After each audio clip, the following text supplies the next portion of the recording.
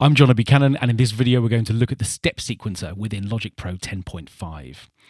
What we have a chance to do with the step sequencer is to create beat patterns or melodic sequences, and then to start doing some really interesting things in terms of their playback and the way that those individual events or sequences can be controlled. And we're going to see exactly how that works in a couple of instances here. So what I've done is to load a sound set for Drum Machine Designer, a drum kit called Neon, and what I can then do within Live Loops is to control click this first clip, and what I can do is to create a pattern cell. And the moment I do that, what I can do when I double click here is to open up the step sequencer, which appears down here at the bottom of the display.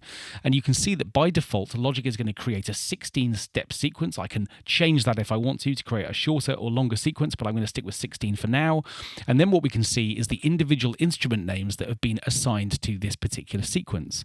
And in order to create a pattern, it's no more complicated than putting the scene into play and then to build a pattern in real time simply by clicking wherever you want an event to take place. Let's do that now.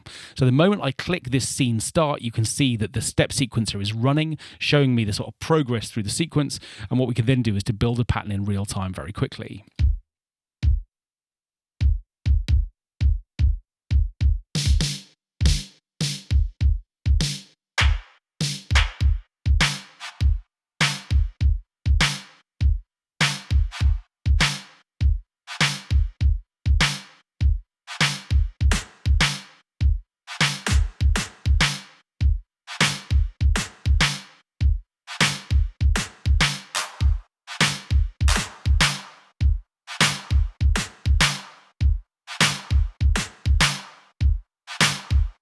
Okay, so far, so straightforward. I've just clicked on an individual cell to start building a pattern. What I can also do, if I want to, is simply just drag across a series of cells from left to right to create a running sequence of notes.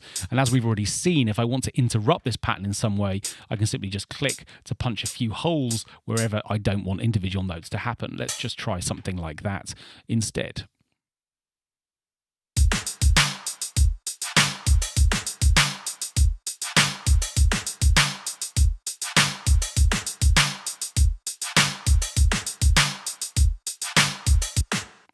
Okay, so that's really straightforward so far. Now what we can see looking around the interface a little bit is that not only do I have an opportunity to input notes in particular areas, what I can also do is to control some other things about this sequence. So for instance, at the moment you can see that the global playback mode is forwards. This little arrow here is showing me, and you can see it mirrored through every single instrument, that basically as the sequence plays, it's going to play forwards. But what we could do if we want to is to take an individual cell and maybe reverse that. So I'm going to take the hi-hats and they're going to play backwards. And what we'll see is that the individual cell now, as it plays, this one will track in reverse, whereas the others will all keep moving forwards.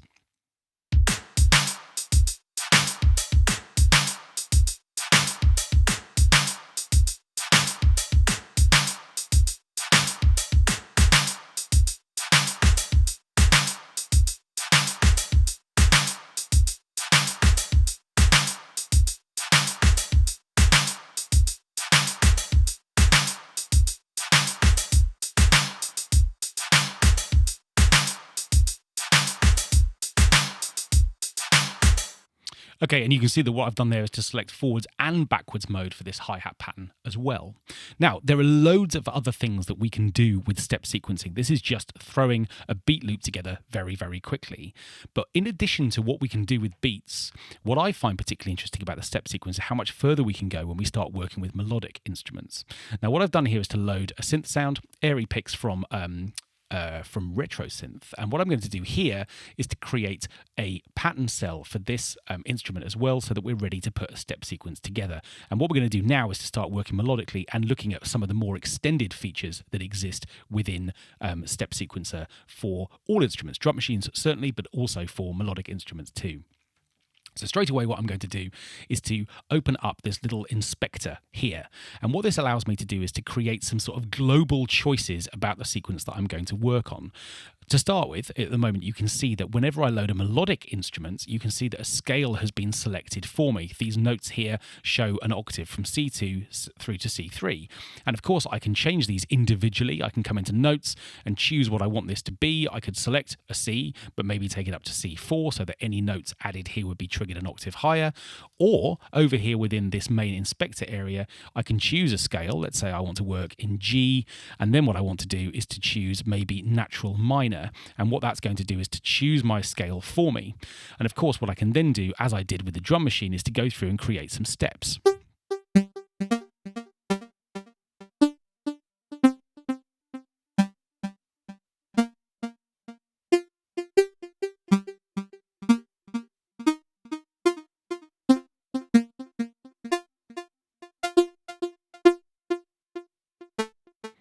Okay, so what I've got now is this step sequence that I've put together, and we can hear that play through. You can see, by the way, that I've added a little bit of delay on an auxiliary, which is where we're getting these echoes from. Let's hear this sequence.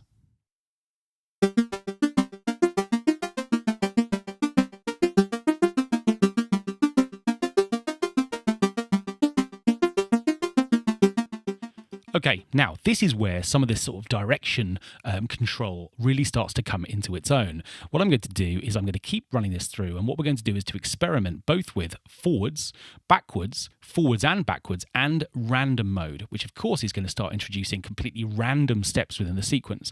And we're going to very quickly get used to how this sequence sounds as I've programmed it, but we're going to begin to see how it can start really moving on and becoming much more interesting the moment we start changing directions and speeds and doing various other things too. Let's just begin to see what that sounds like when we get going.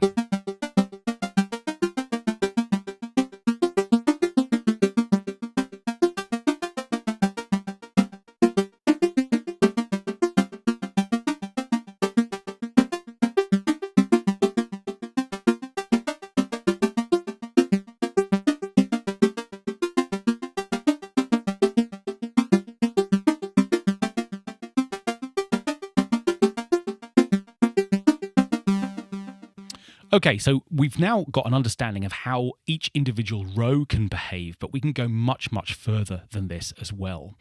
What we've got here is an opportunity to select a series of individual parameters, which we can then apply an offset to for each individual step. Let's start with something straightforward. Let's suppose I decide I'm going to select the octave option.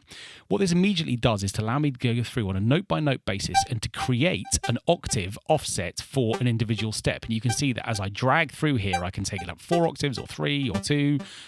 So what I can do is I can just select a few little things. I'm going to turn off the MIDI out tracker for a moment, just so we don't hear these changes as they are made.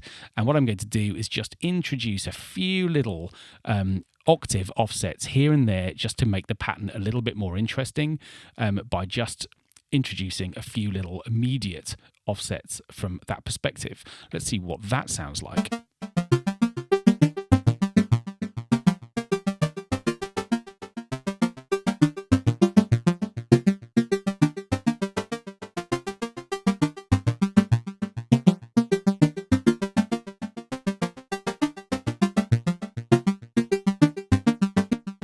Okay, what I've done now is to select note repeat. What this allows me to do is to take an individual cell, like this one here, and break it up into a series of individual little divisions. So in other words, this original note is now going to get split into 4 separate pieces. Sounds like this.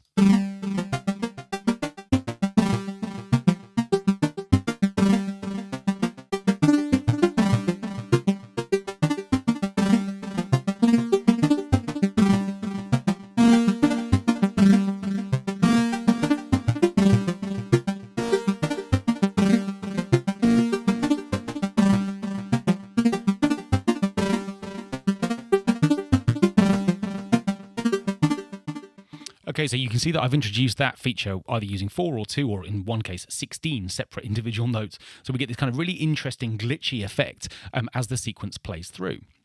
So now we've got a little bit of note repeat happening as well. However, some of these notes are really sticking out. One thing I could do potentially would be to change the velocity of individual stages as well. So at the moment, all of these notes are exactly the same value from a velocity point of view. And what I can do is just to offset a few of these again, just so we get a little bit of variation. And I can zip through and do this very quickly, just to sort of show you what the sort of audio result of doing that is. And then we get this.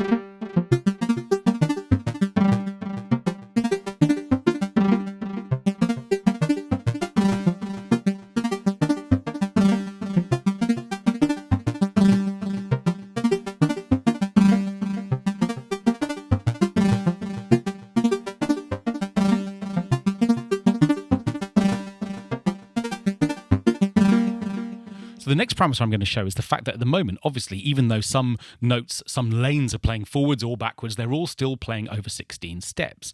So it might be quite interesting if we really want something a bit more polyrhythmic, would be to take an individual lane and maybe take it down a few steps.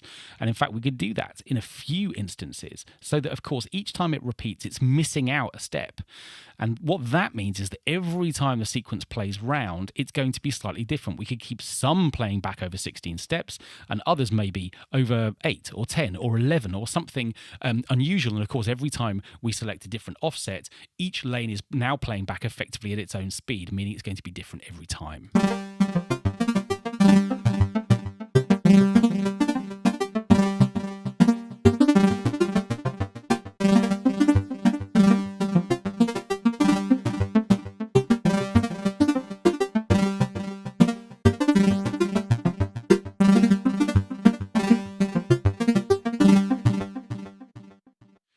Now, we're scratching the surface of what's possible. Step Sequencer allows us to take individual parameters within RetroSynth. Maybe we could take the cutoff frequency and create a lane for that. We've only begun to scratch the surface of all of the options within here as well. We can create ties, obviously additional notes. We can change gate times, the start offset. We can do that as well, so that effectively each lane starts from a little further on each time. It's really worth experimenting with this. And you can begin to see that, of course, step sequencing is going to be something that has a whole range of potential sort of musical usefulnesses. We can try with a whole range of bass lines and melodies and beat loops to create some really interesting evolving sequences. Let's just hear what these two sound like together now that we've got our two sequences side by side.